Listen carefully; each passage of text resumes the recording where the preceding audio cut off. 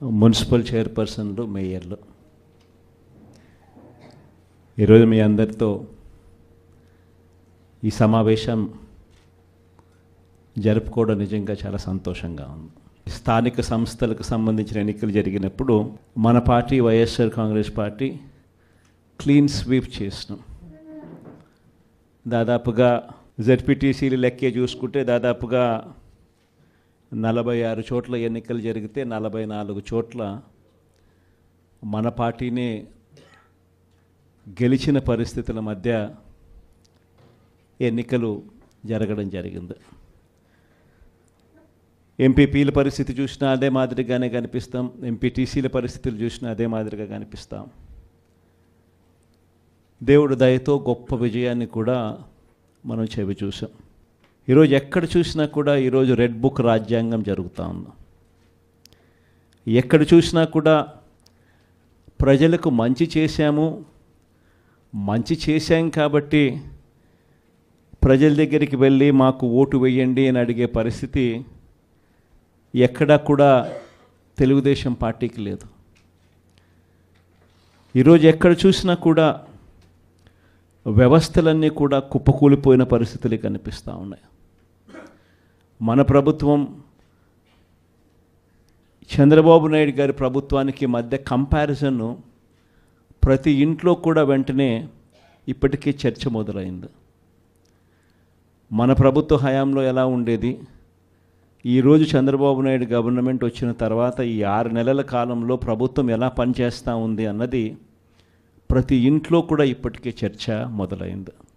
మనమేమో కుటుంబం మొత్తానికి ఒకటిగా చేసి మంచి చేసినాము, మన నోట్లో నుంచి అబద్ధాలు రావడం లేదు, మనం చేయగలిగింది మాత్రమే చెప్తా ఉన్నాము, మన నోట్లో నుంచి అబద్ధాలు రావడం లేదు. కానీ వాళ్ళేమో ప్రతి ఇంటికి పోయి ఎవడు కనపడినా సరే ఇంట్లో ఇంత పిల్లోడు కనపడితే చాలు ఆ నుంచి స్టార్ట్ అవుతుంది. ఇంట్లో 2-3 పిల్లలు నవ్వుతూ కనిపించినారంటే చాలు, నీకు 15,000, నీకు 15,000, నీకు 15,000 సంతోషం అనే మాటలు. ఇంట్లో కాస్త తల్లులు కనిపిస్తే, అమ్మలు కనిపిస్తే నీకు 18,000, నీకు 18,000, నీకు 18,000 సంతోషం అనే మాటలు కనిపించేటివి. కాస్త పెద్ద వయసులో ఉన్న ఆ ఇంట్లో ఉన్న ఆ తల్లుల అమ్మలు కానీ ఆ తల్లుల అత్తలు కానీ కనిపిస్తే, 50 ఏళ్ళు దాటిన ఆ అమ్మలు కనిపిస్తే వాళ్లకు నీకు 48,000, నీకు 48,000, నీకు 45,000 అని చెప్పేవాళ్ళు. ఆ ఇంట్లో నుంచి ఉద్యోగం ఎత్తుకే వయసులో ఉన్న పిల్లోడు ఎవడన్నా కనిపిస్తే, ఒక 20 ఏళ్ళ పిల్లోడు ఎవడన్నా కనిపిస్తే నీకు 36,000, నీకు 36,000, నీకు 36,000 అని చెప్పి, ఆ ఇంట్లో నుంచి రైతు బయటకు వస్తే నీకు 20,000, నీకు 20,000, నీకు 20,000 అని చెప్పే పరిస్థితి. నిజంగా ప్రతి ఇంటికి వెళ్ళి ఈ మాదిరిగా ప్రతి ఇంట్లో ఉన్న ప్రతి ఒక్కరిని చూసి ఏ ఒక్కరూ మిస్ కాకుండా ఇవన్నీ జరగబోతున్నాయి చంద్రబాబు నాయుడు ముఖ్యమంత్రి అయిన వెంటనే అని చెప్పి ప్రలోభాలు పెట్టిన నేపథ్యం ప్రస్ఫుటంగా కనిపిస్తూ ఉన్న పరిస్థితిలో కూడా నా దగ్గరికి వచ్చి చాలామంది కూడా చెప్పినారు, అన్న తెలుగుదేశం పార్టీ వాళ్ళు ఈ మాదిరిగా క్యాంపెయిన్ చేస్తూ ఉన్నారు, ఈ మాదిరిగా ప్రతి ఇంట్లో ఉన్న ప్రతి ఒక్కరిని కూడా చెడగొట్టే కార్యక్రమం చేస్తున్నారు, సాధ్యం కాని హామీలు అని చెప్పి సాధ్యం కావని తెలిసినా కూడా ఇస్తూ ఉన్నారు, మనం గమ్ముగా ఉంటే ఎలా అన్నా అని చెప్పి నా దగ్గరికి వచ్చి కూడా అడిగారు. కానీ అబద్ధాలు ఆడడం మన చేత కాదు. నాని ఎప్పుడప్పుడు అంటాడు, నాకున్న సమస్య లేదంటే, అన్న నీతో ఒక సమస్య ఉంది అని అంటాడు. ఏం సమస్య లేదంటే అతి నిజాయితీతనం, అతి మంచితనం, ఈ రెండు మనకున్న సమస్యలు అని చెప్పి. కానీ ఈ అతి నిజాయితీతనం, అతి మంచితనమే రేపొద్దున మళ్ళీ మనల్ని అధికారంలోకి తీసుకొచ్చేటివి కూడా ఇవే. ఎందుకనంటే జగన్ ఇవన్నీ చేయగలిగాడు కదా, చంద్రబాబు నాయుడు దీనికన్నా ఓ 2-3 ఇంతలు ఎక్కువ చెప్తున్నాడు అంతే కదా, అందులో చంద్రబాబు నాయుడు మోడీతో కలిసి వస్తున్నాడు కదా, ఏమో చేయగలుగుతాడేమోలే అన్న ఒక చిన్న ఆశకు తావు బహుశా మన పాలనలో మనం ఇంత బటన్లు చక్కగా నొక్కాం కాబట్టి బహుశా ఆశ కూడా ప్రజలకు కలిగింది. 6 నెలలు తిరక్క మునిపి ఈరోజు పరిస్థితి ఏమిటి అని అంటే, ప్రతి ఇంట్లో చర్చ ఏమిటి అని అంటే, జగన్ కనీసం పలావన్నా పెట్టేవాడు, చంద్రబాబు నాయుడు బిర్యానీ పెడతానన్నాడు. ఇప్పుడు తీరా చూస్తే పలావు పోయింది, బిర్యానీ కూడా పోయింది, పూర్తిగా ఏమీ లేకుండా పోయింది అనే పరిస్థితి ఈరోజు ప్రతి ఇంట్లో కూడా చర్చనీయాంశమే జరిగింది. ఒకవైపున చర్చ, పథకాల మీద ఈ మాదిరిగా చర్చ అనేది ఒకవైపున ఉంటే, మరోవైపున సిస్టమేటిక్గా ప్రతి వ్యవస్థ కూడా కొలాప్స్ అవుతూ ఉంది. ఈరోజు ఫీజుల కోసం పిల్లలు కాలేజీలకు వెళ్ళలేని పరిస్థితిలో ఉన్నారు. డిసెంబర్ వచ్చేసరికి మామూలుగా జనవరి నుంచి ఫీజులు పెండింగ్. మన హయాంలో ప్రతి క్వార్టర్, ప్రతి 3 నెలలు అయిపోయిన వెంటనే, ప్రతి త్రైమాసికం అయిపోయిన వెంటనే ఒక నెల ఇన్స్పెక్షన్కు తావిచ్చి మరుసటి నెల ఇచ్చే పరిస్థితి. ఈరోజు జనవరి నుంచి ఫిబ్రవరి, మార్చికి సంబంధించిన ఫీజులు ఏప్రిల్లో వెరిఫికేషన్ చేసి మేలో ఇచ్చే పరిస్థితి మన హయాంలో. కానీ ఈరోజు చూస్తే జనవరి, ఫిబ్రవరి, March quarter, April, May, June quarter, July, August, September quarter, ఇప్పుడు ఇక అక్టోబర్, నవంబర్, డిసెంబర్. ఈ జనవరికి వస్తే 4 క్వార్టర్స్ అంటే సంవత్సరం ఫీజులు పిల్లలకు ఇవ్వని పరిస్థితి కనిపిస్తుంది. ఒక్క ఫీజు రీయింబర్స్మెంట్ బకాయిలే 2,800 కోట్ల రూపాయలు. ఇక దీనికి వసతి దీవెన కలుపుకుంటే మన హయాంలో ప్రతి ఏప్రిల్లోనూ ఇచ్చేవాళ్ళం, అది మరో 1,100 కోట్ల రూపాయలు. ఉట్టి ఫీజులకు సంబంధించిన బకాయిలే. నేను స్కీముల గురించి మాట్లాడడంలా, వ్యవస్థను నడిపించే ఈ కార్యక్రమాలను కూడా పూర్తిగా కొలాప్స్ అవుతూ ఉన్న పరిస్థితి. దాదాపుగా 3,900 కోట్లు కేవలం పిల్లల చదువులకు సంబంధించిన బకాయిలు. ఆరోగ్యశ్రీకి సంబంధించిన బకాయిలు 2,200 కోట్ల రూపాయలు మార్చి నుంచి ఆరోగ్యశ్రీ నెట్వర్క్ హాస్పిటల్కి కూడా డబ్బులు ఇవ్వని పరిస్థితి. ఈరోజు పేదవాడు ఎవడు కూడా హాస్పిటల్ గడప ఎక్కాలంటే డాక్టర్లు వైద్యం ఉచితంగా అందిస్తారు అన్న నమ్మకం ప్రజల్లో సన్నగిల్లిన పరిస్థితి. దాదాపుగా మన హయాంలో నెలకు మామూలుగా 300 కోట్ల రూపాయలు ఆరోగ్యశ్రీ బిల్స్. మార్చి నుంచి ఇప్పటిదాకా ఒక్క బిల్లు ఇవ్వాల. దాదాపుగా 2,200 కోట్ల పైచిలకు బకాయిలు. ఆరోగ్య ఆసరా గురించి ఇంక నేను చెప్పాల్సిన పని, అసలు ఆరోగ్య ఆసరా ఉందా, ఎక్కడుంది అని అనుకునే పరిస్థితిలోకి ఈరోజు ప్రజలు వచ్చినారు. 104, 108 ఫోన్ నెంబర్ కొట్టినా కూడా అంబులెన్స్ వస్తుందన్న నమ్మకం లేదు. వాళ్లకు బకాయిలే, వాళ్ళు స్ట్రైకులు, ధర్నాలే. ఇలా సిస్టమేటిక్గా చదువులైతేనేమి, వైద్యం అయితేనేమి, ధాన్యం కొనుగోలు, చివరికి ధాన్యం కొనుగోలు పరిస్థితి కూడా ఎలా ఉంది అంటే, దళారీలు కొనేదాకా ప్రభుత్వం అడుగు ముందుకు వేయడానికి సిద్ధంగా లేదు. ఈరోజు ధాన్యం కొనుగోలుకు ఎంఎస్పి 1,720 రూపాయలు అయితే, ఈరోజు రైతులు 300 రూపాయలు తక్కువ రేటుకు ఇదే మీ కృష్ణా జిల్లాలోనే అమ్ముకునే పరిస్థితిలో ఈరోజు రైతులు ఉన్నారు. ప్రభుత్వం కొనాల్సిన సమయంలో కొంటే ఆర్బీకేల ద్వారా దళారీ వ్యవస్థ తీసేసి ఈ క్రాప్ చేసి పారదర్శకంగా మనం కొనుగోలు చేసినట్టుగా కొనుగోలు చేస్తే రైతులకు గిట్టుబాటు ధర వచ్చే పరిస్థితి నుంచి ఈరోజు గిట్టుబాటు ధర రాని పరిస్థితిలోకి మళ్ళీ రైతు వెళ్ళిపోయాడు. ఇలా ప్రతి వ్యవస్థ పూర్తిగా దిగజారిపోయిన పరిస్థితులు కనిపిస్తూ ఉన్నాయి. మరోవైపున చూస్తే రెడ్ బుక్ రాజ్యాంగం,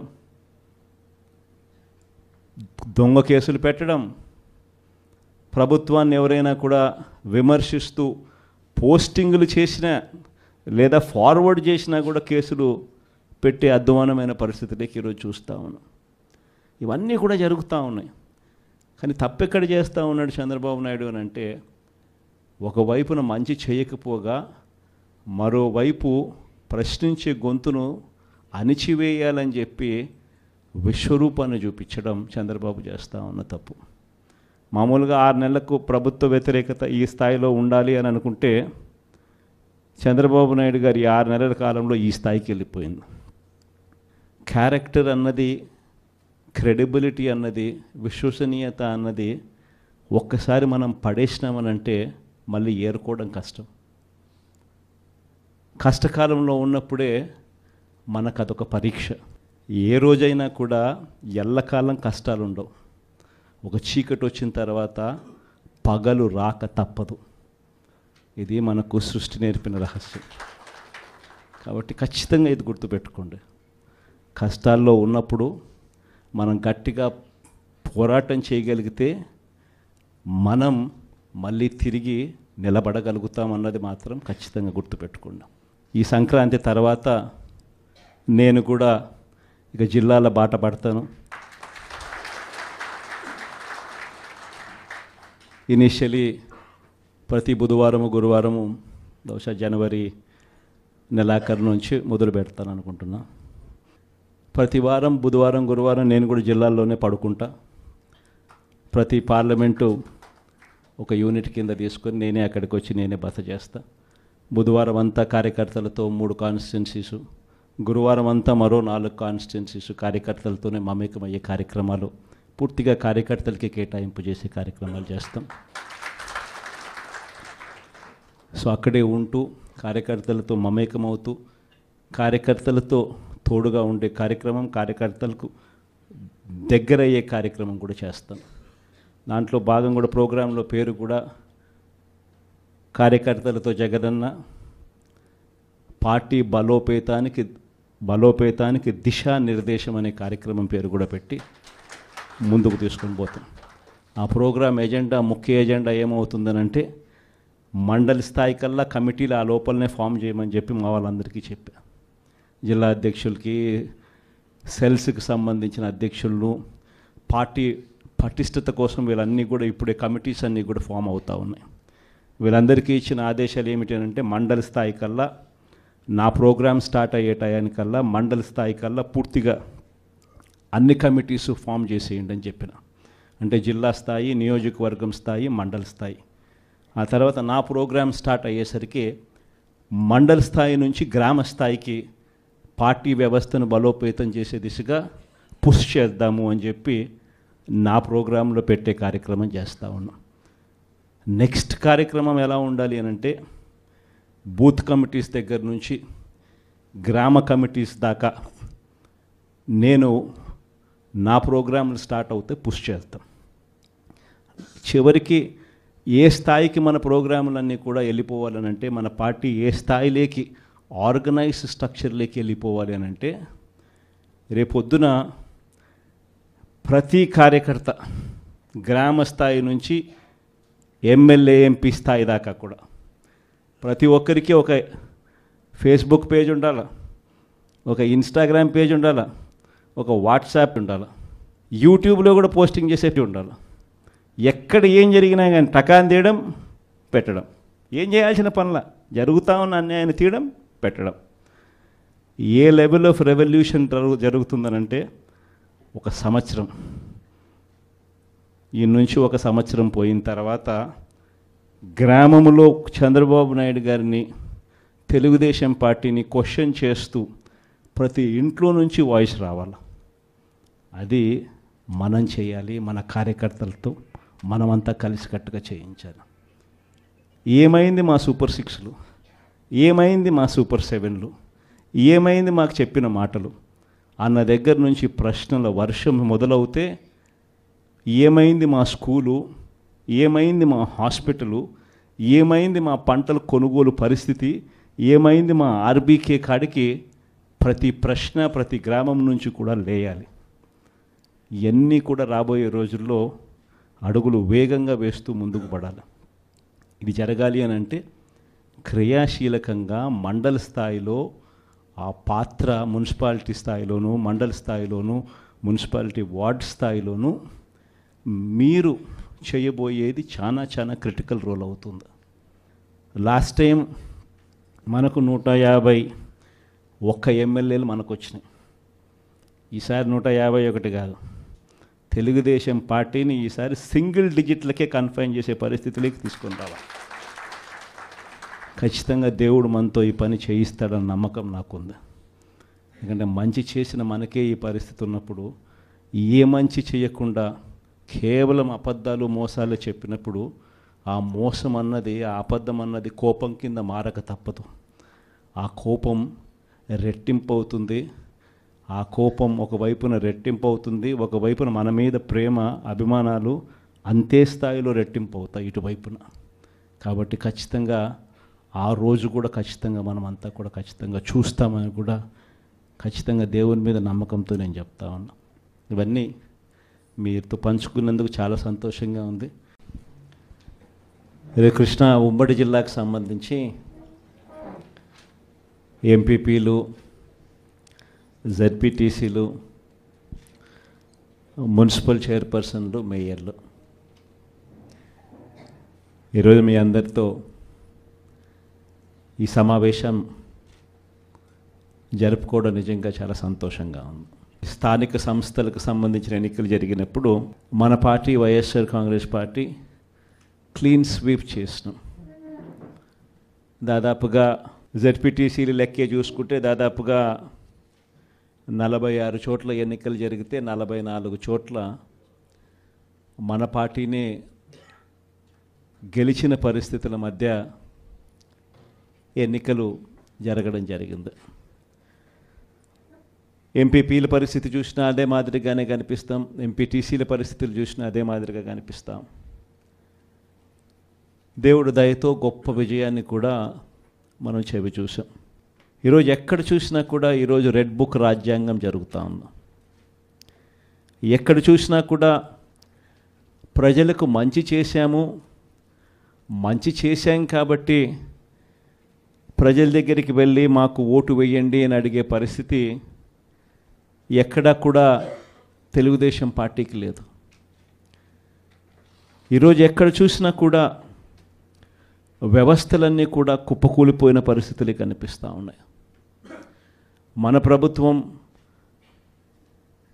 చంద్రబాబు నాయుడు గారి ప్రభుత్వానికి మధ్య కంపారిజన్ ప్రతి ఇంట్లో కూడా వెంటనే ఇప్పటికే చర్చ మొదలైంది.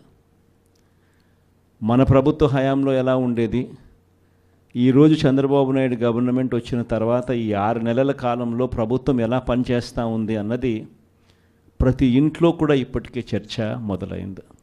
మనమేమో కుటుంబం మొత్తానికి ఒకటిగా చేసి మంచి చేసినాము, మన నోట్లో నుంచి అబద్ధాలు రావడం లేదు, మనం చేయగలిగింది మాత్రమే చెప్తా ఉన్నాము, మన నోట్లో నుంచి అబద్ధాలు రావడం లేదు. కానీ వాళ్ళేమో ప్రతి ఇంటికి పోయి ఎవడు కనపడినా సరే ఇంట్లో ఇంత పిల్లోడు కనపడితే చాలు ఆ నుంచి స్టార్ట్ అవుతుంది. ఇంట్లో 2-3 పిల్లలు నవ్వుతూ కనిపించినారంటే చాలు, నీకు 15,000, నీకు 15,000, నీకు 15,000 సంతోషం అనే మాటలు. ఇంట్లో కాస్త తల్లులు కనిపిస్తే, అమ్మలు కనిపిస్తే నీకు 18,000, నీకు 18,000, నీకు 18,000 సంతోషం అనే మాటలు కనిపించేటివి. కాస్త పెద్ద వయసులో ఉన్న ఆ ఇంట్లో ఉన్న ఆ తల్లుల అమ్మలు కానీ ఆ తల్లుల అత్తలు కానీ కనిపిస్తే, 50 ఏళ్ళు దాటిన ఆ అమ్మలు కనిపిస్తే వాళ్లకు నీకు 48,000, నీకు 48,000, నీకు 45,000 అని చెప్పేవాళ్ళు.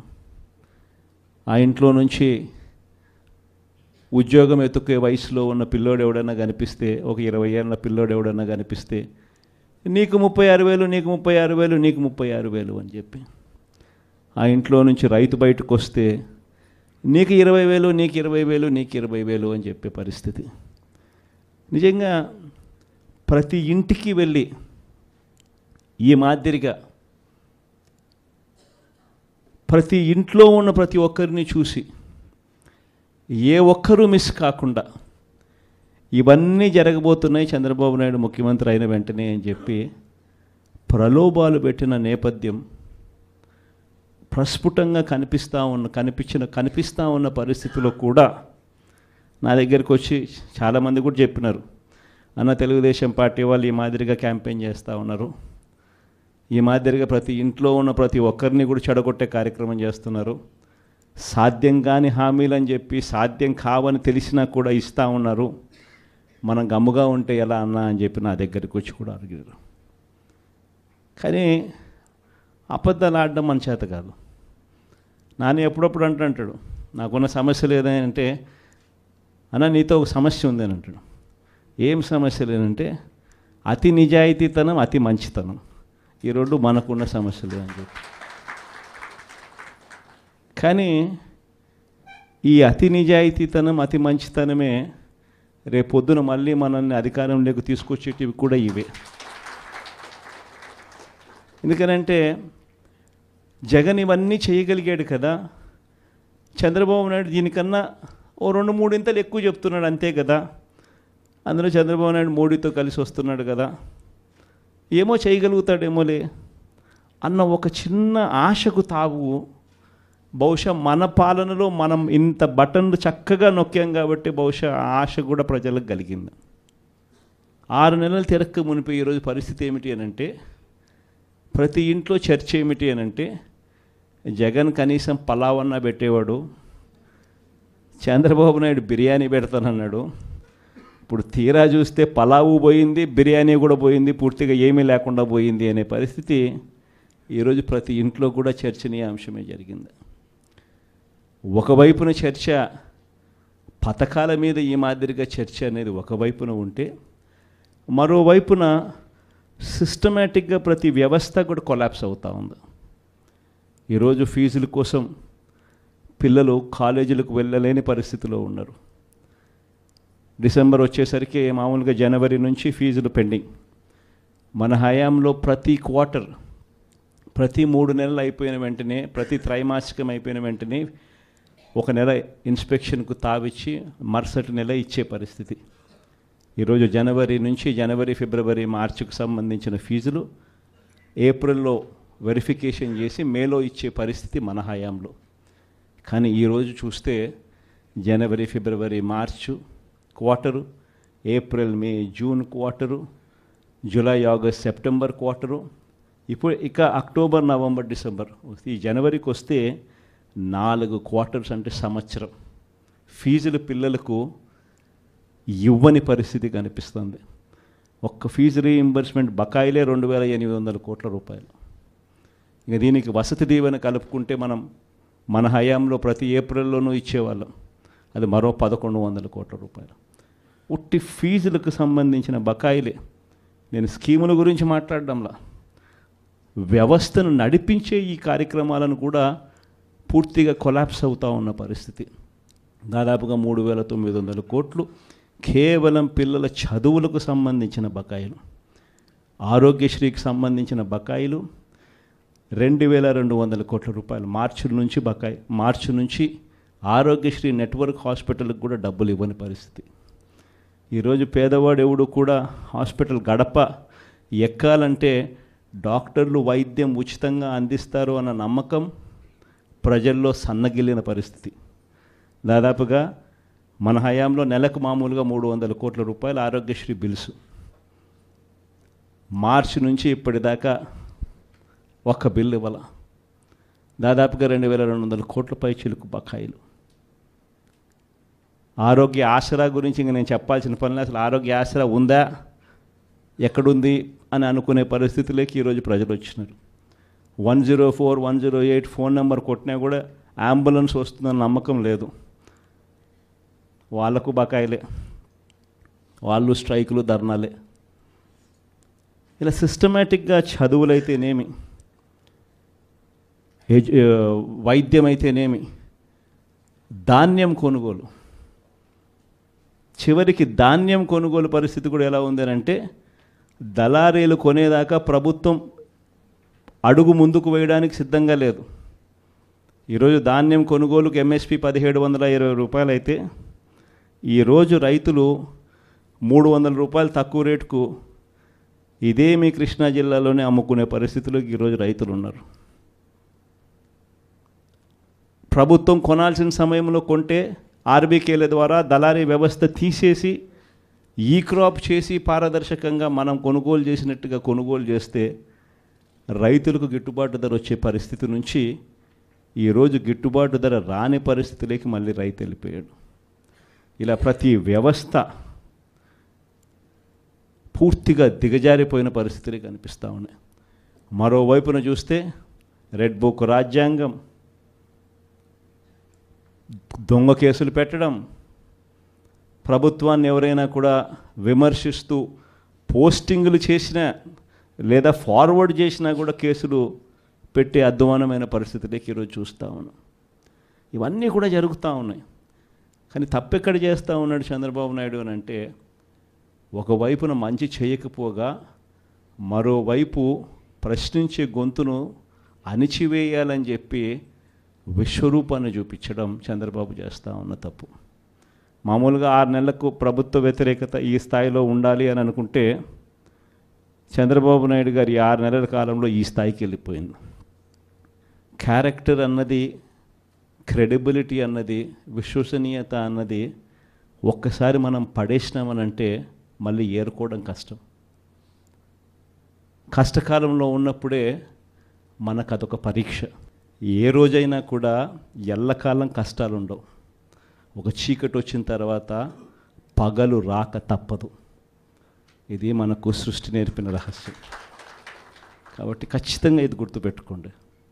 కష్టాల్లో ఉన్నప్పుడు మనం గట్టిగా పోరాటం చేయగలిగితే మనం మళ్ళీ తిరిగి నిలబడగలుగుతామన్నది మాత్రం ఖచ్చితంగా గుర్తుపెట్టుకోండి. ఈ సంక్రాంతి తర్వాత నేను కూడా ఇక జిల్లాల బాట పడతాను.